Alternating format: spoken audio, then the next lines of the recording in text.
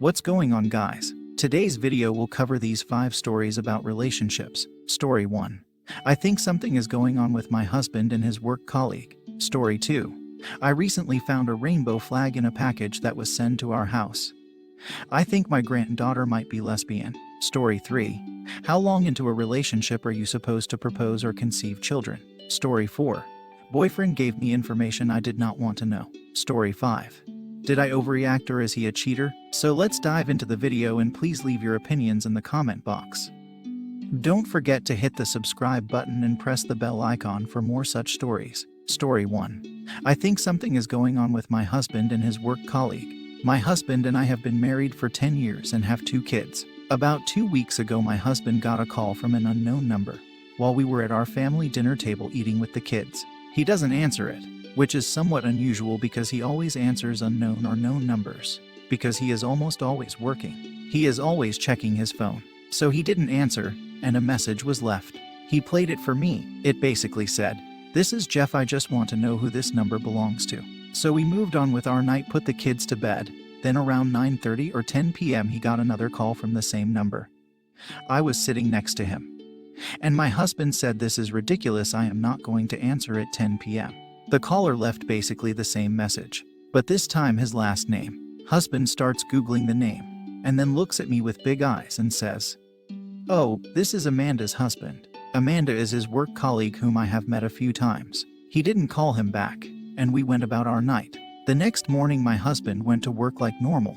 When he got home that night he told me that Jeff came in the office and asked to see him, and then called his number while he was right in front of him. My husband's phone rings, and that seemed to satisfy the guy. Said guy was acting real weird, and made a comment about how the police made him sleep in his car or something. Husband then tells me that Amanda and Jeff are having trouble, and Jeff doesn't trust her. Then another day, a few days later, my husband says he can't stop thinking about it.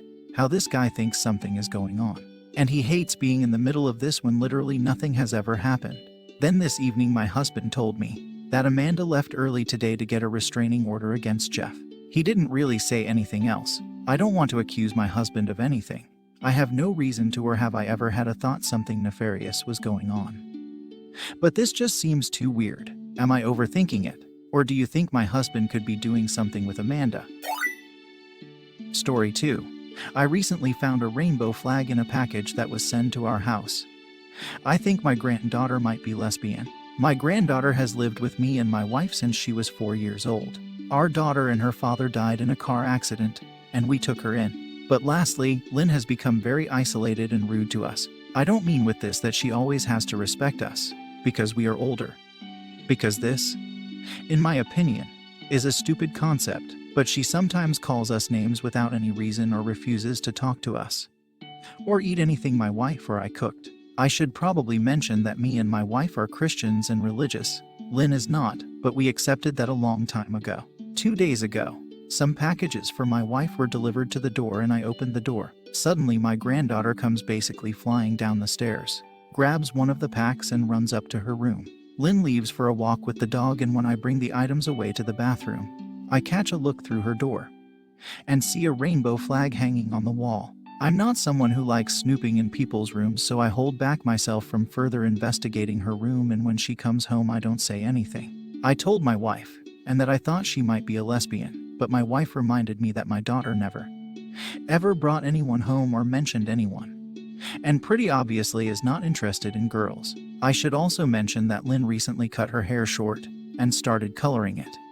Something that's normal for teen girls, I guess. I don't know my wife either. I think we both are just too old and born too long ago to really relate to our granddaughter a lot. There's another thing my wife noticed, because I usually don't notice such things. But she told me that Lynn started wearing less dresses and skirts and boy clothes, meaning the shirts you find in the boys department in a store. I don't really mind, but when I saw that rainbow flag I realized that maybe all these changes have to do something with her being a lesbian. Maybe she didn't tell us because she thinks we will not accept her because we are Christians.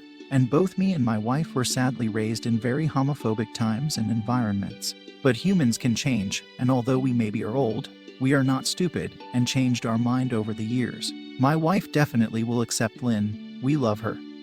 And I don't care whom our granddaughter loves, as long as she's happy. How can I tell that to Lynn without giving off that I snooped in her room? I obviously didn't really search her room, but I suppose the rainbow flag was not meant for my eyes. Story 3. How long into a relationship are you supposed to propose or conceive children? My partner ended things a month ago. Her reasoning was that we did not follow through with plans of marriage and children. I'm left devastated because I cannot just pull these wishes out of thin air. I guess I could have proposed, but in my mindset we had not fully reached a level of independence where we could afford our own house. We both agreed we wanted to buy a home before starting a family. Both of us lived at home with parents before I moved in with roommates, and she wanted our own space away from both. We both promised each other that we would save and buy a house. This promise was 3 years into the relationship. Once the pandemic started, I was questioning my salary position in the food industry, making $55K divided by R, and she was settling into her warehouse packaging position of $35K divided by R. Doing the math, we still had a few years of saving until we could afford a home of our own that we could both agree on. I bring up the pandemic because it narrowed our options on how we spent our time together. I thought we were both homebodies, and the time spent inside together would not have such an influence on our relationship. But now she's throwing that around as an excuse. She's bringing up the fact that we haven't had children in the 4 years together, and that we have not bought property either. I just don't know what to say back because I would love it if we had, but that's just not the way things panned out. I ended up quitting my GM position and moving into machinery where I had better benefits and a more steady schedule. She took this as a sign of weakness because I did take a pay cut, but in my mind I have a better sense of work-home balance, and my mental health has improved drastically. She constantly compares herself to her schoolmates who now have 1 child or 2 in a family. I knew she was very family-oriented, but I did not think our relationship would end just because we did not produce the same outcome as others as quickly. In fact, I have many family members who are telling me the opposite, that I am fortunate not to be burdened by diapers and baby food and child care. I just wish she could see our situation through that lens and know with time we can create a family someday. Am I in the wrong with not progressing our relationship with a proposal? I keep beating myself up wondering if I should have just made a leap of faith and proposed and shopped houses together. To top it all off, I write this here today because she has told me she has found someone else she plans on building a future with. I spent this past month holding on to faith that maybe this was a phase and we could fix things. And here she is moving on already. I've had a broken heart before, but I'm now 28. And have spent most of my 20 seconds growing with one individual. It feels like such a more wasted amount of time than some high school sweetheart or bar fling when I was 21. I wanted a future with kids and a house, but it wasn't quick enough for the other person. Story 4. Boyfriend gave me information I did not want to know. My boyfriend and I have been together for 1.5 years, and he is always kind, caring, and very nice to me. And I really do love them. Since 1 week ago, though, he has been asking for me to share my number of sexual partners. I had told him that I can tell mine, but I do not want to hear his number. Before we were together, I knew he had many partners, but I do not care about that. I know that I am a jealous person, and I do not want to imagine him with another woman. So I do not want to know how many he has been with. I am always saying to him that what has happened in the past should be staying in the past, but the next days he keeps telling me that we should exchange the numbers. I always say to him no, I do not want to know, but eventually I say to him yes, even just to make him stop asking. After this, like I thought would happen, I become upset and jealous with him. I know I am half to blame, as I did say to him yes, but I only did so to stop his asking. I also know that being jealous and upset is unkind, and he does not deserve this, but I cannot control how I feel. Story 5. Did I overreact, or is he a cheater? So my boyfriend and I had been dating for a little over a year when a girl we both worked with, who didn't know we were dating, tried to set him up with one of her friends. She gave her friend his phone number, and she happened to tell me about it. She informed me that she had given him her phone number on Saturday, and that they were going to go out on a date. I was completely shocked, but wanted to get his side of the story. I didn't get to see him until Tuesday, because he had texted me on Monday, and said he was visiting his grandma and wouldn't be home. Monday is the same day I was informed of all this. So when I walked into his apartment on Tuesday, I saw several red flags. First of all, he had really cleaned his apartment. It was usually pretty tidy, but he had done the extra deep cleaning. The clothes that I had left on the floor on my side of the bed were now shoved under the bed, along with my phone charger that had been plugged into the wall.